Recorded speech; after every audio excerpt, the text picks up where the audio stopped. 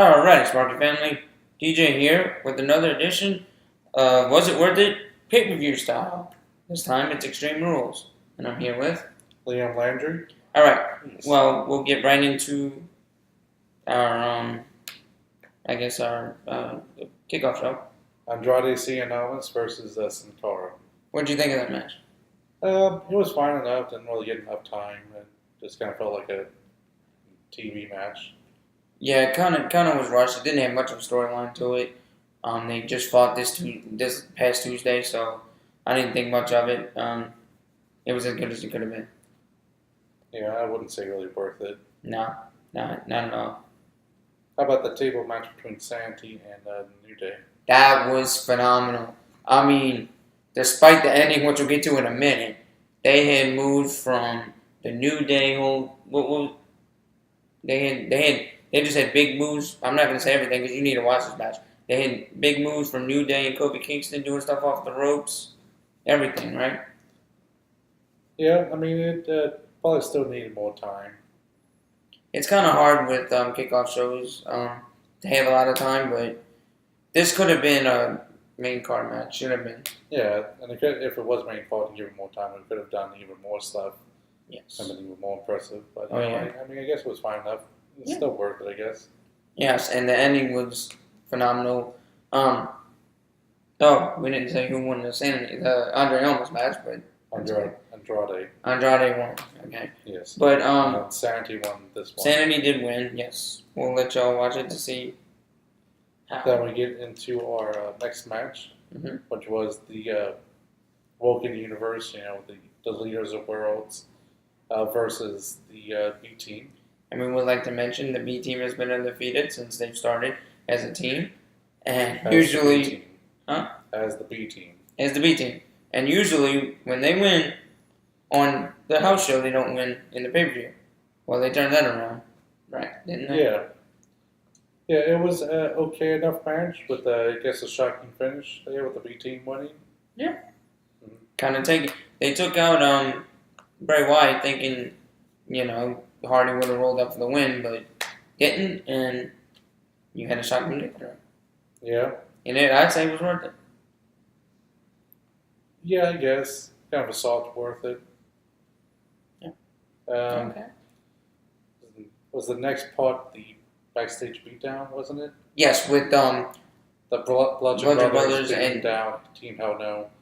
yes, Kayfabe breaking Kane's foot. yes, Then after that, we had Asuka versus Carmella, right? yes. We had Asuka versus Carmella next.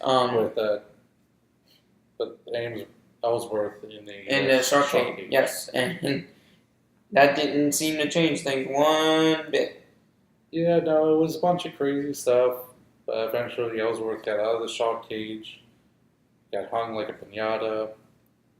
Asuka got distracted by that, got attacked by Carmella. Carmella won. It was a thing. Yes.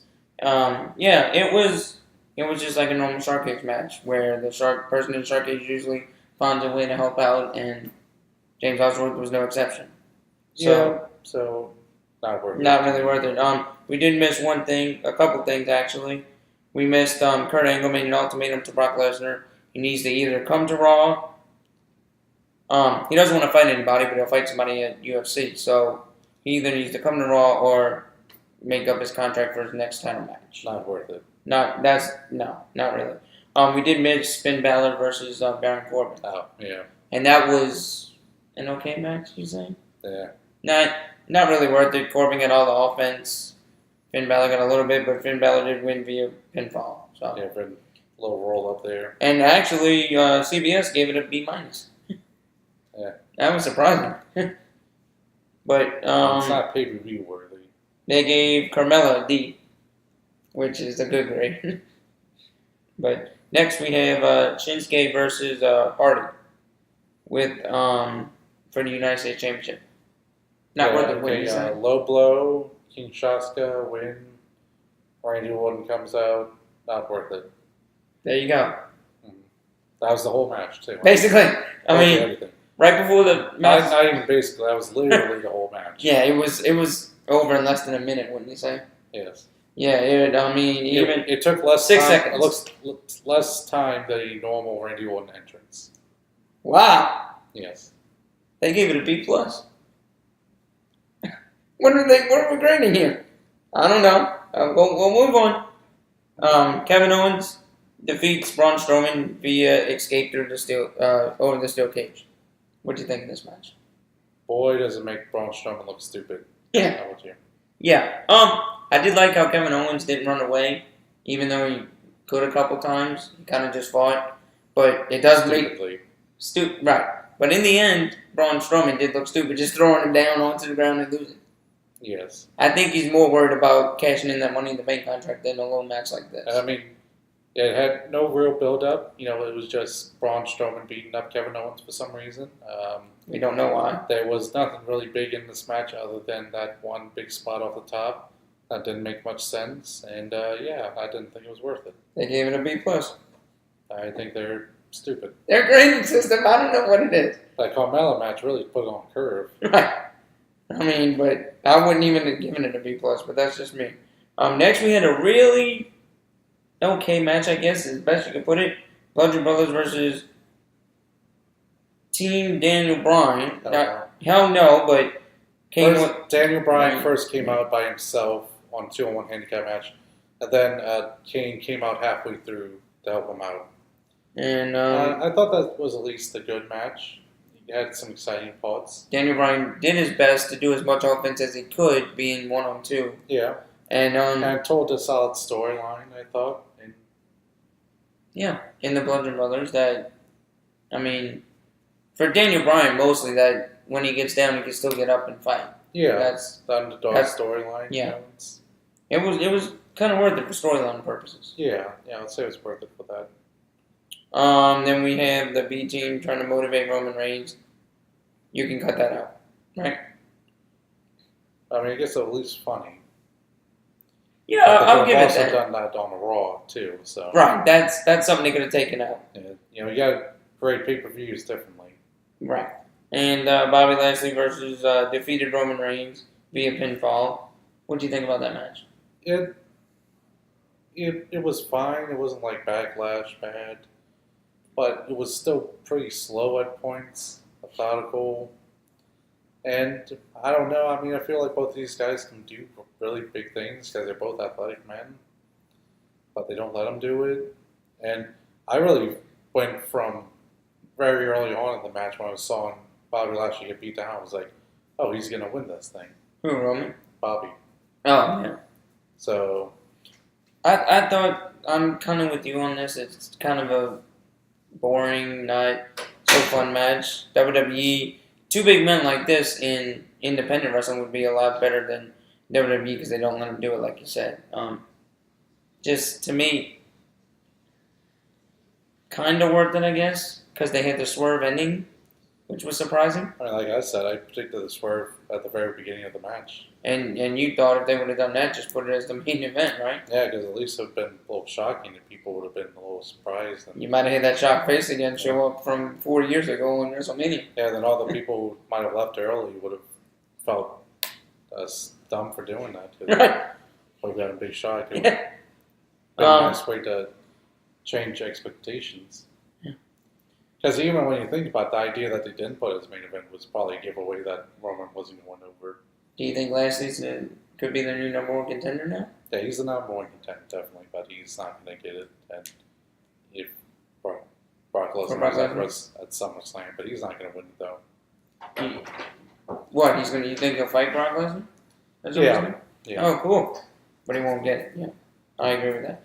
Next we have Alexa Bliss defeats Nia Jax via pinfall to retain the title, Extreme Rules style. Yeah, apparently Ronda was there, but she didn't really do much. No, she did a little bit towards the end, but that didn't really... It didn't change the outcome Okay. very drastically. Didn't change the outcome, much less didn't even distract. There's a lot of running around, hitting people with stuff. Very sloppy match overall. They said she's not ready, Ronda Rousey. I can see she's not ready. Her last match there, that was produced by Dave Finlay, and definitely someone else was producing this match. and I don't know what they were trying to do with it. It's kind of all over the place. Yeah, So many people, so many stuff in there. I didn't really think it was that worth it. no, it's not worth it. It doesn't focus on the two competitors inside the ring. More really on the I outside. can't even really remember many big spots even. The only big spot was towards the end when you got the hit to the chair by Alexa Bliss on Nia Jax to retain the But I title. mean, that's not even really a crazy spot either. Nothing really crazy. It's an Extreme Rules match. Yeah, wasn't really extreme. No, and wasn't really worth it. More like a mod rules match. Right. Next, we have AJ Styles defeating Rusev via pinfall to retain his title. I think that was my favorite match of the night. It was really good back and forth. It made you really get behind the Rusev Day and made him really go over in defeat. So it was very well produced, very well done. I mean, and executed. this was a match where, when I was watching Rusev versus The Miz in the Gauntlet match, you wouldn't have thought Rusev would have won that match, but he did. Same thing here. You wouldn't have thought AJ Styles could lose. He didn't, but you thought he could have. You know, it just... that's what I want with WWE. I want them to give you a match where you don't know who's going to win, where it looks like you don't know who's going to win. And this is what they did there, and that's why I say it's worth it. Yes, excellent, worth it. And everybody, a bunch of spots, everybody did everything. Even Nate English tried to help out a little bit. Mm-hmm. So it was worth it. Next we have our... Oh, you give that a B? Come on, it's better than a B. Yeah, they only gave it a B. I give it an A+. Me. That goes. But next we have the 30-minute Iron Man match. Dolph Ziggler versus Seth Rollins. What? No, I was just saying that the score. No, they don't have it up yet. Because I I'll wouldn't- probably do it live. Anyways, Yeah. that was a really great match until the end. The end ruined it as a whole. Now, he did come back out, Kurt Angle, and say, yeah, we're redoing this match, but... No, I mean, that's the end I'm talking about. Yeah, because it went to a draw, even though most Iron Man matches are supposed to go into overtime after a victory. After, time runs out and they're tied. But they didn't. Then Kurt Angle came out and said, holla holla players, we're going to overtime. And then instantly Drew McIntyre came in, tried to interfere. Dolph hit the zigzag, got the win. And it's like, well, what's the point of that? You could have just ended with a draw. You could have just ended it with Dolph Ziggler winning in the actual round, Yeah. It was an A+. It was an A+ until that point when Drew McIntyre came back in and messed up. I mean, I don't know. It a good match in WWE goes ahead and ruins it again. I mean, when will they catch on that nobody likes that kind of stuff? I mean, yeah, you had a kind of a boring match in the Roman Reigns match, but you flipped it over with the weird ending of Bobby Lashley winning. I mean, come on. I don't know. It's just WWE, but that's all the matches. It was worth it up until the point of the end. I would have rather just cut it off. Like, if I just stopped watching after the draw, I would have been more okay with it. Yeah, I agree with that. I would say I would be more okay with it if you just gave, like, in that last pod where, like, Seth Rollins was trying to get the last pin and fails.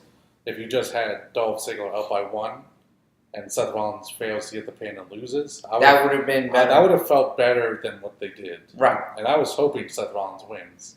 That would have still rather that than what we got. I would have liked that because maybe then Drew and Dolph get into a little feud, and that would have made it a little better TV, maybe. But I don't know. That's just WWE for you. So, what do you think overall? Overall, it had a lot of weak points to it. What, in the middle? Some of its good parts were really good. I guess middle. It's definitely not like Backlash, but it's not one of the better ones that they've had. The thing was, some of the matches weren't good or great, but the endings were so shocking that it made for a great pay-per-view. I mean, it makes for great storylines, in my opinion. But it's not... I'm not gonna. It wants to come out of my mouth. That is not worth it. But I know, I know in my heart that it partially is. I'd say about 50% worth it. So I'm kind of with you in the middle. Yeah. So yeah, that's it. We'll be back for our next pay-per-view, SummerSlam on the 19th. You want to do anything since you know it so well? Yeah, if you like the video, you can leave those sexy likes And the unsexy ones. and share it to all your friends. And your enemies. And if you want to see more videos like this, hit the subscribe button and hit that notification bell. Why do you need to hit that notification bell, DJ? So they know when we go live for most pay-per-views. Slammiversary next week, and we go live on 1 p.m. Central Time for Shooting with the Smarky Family. Every Sunday. Every Sunday, yes.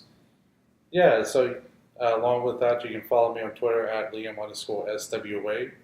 You can follow his videos, because that's all he has. And Issa, where can they follow you? You can follow me on I Got Lucky. at I Got Lucky on Twitter. Yeah, you got real lucky there.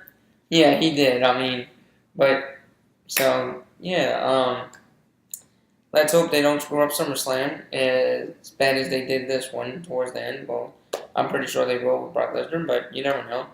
We'll just have to wait and see. So, we'll see y'all guys next week. See ya.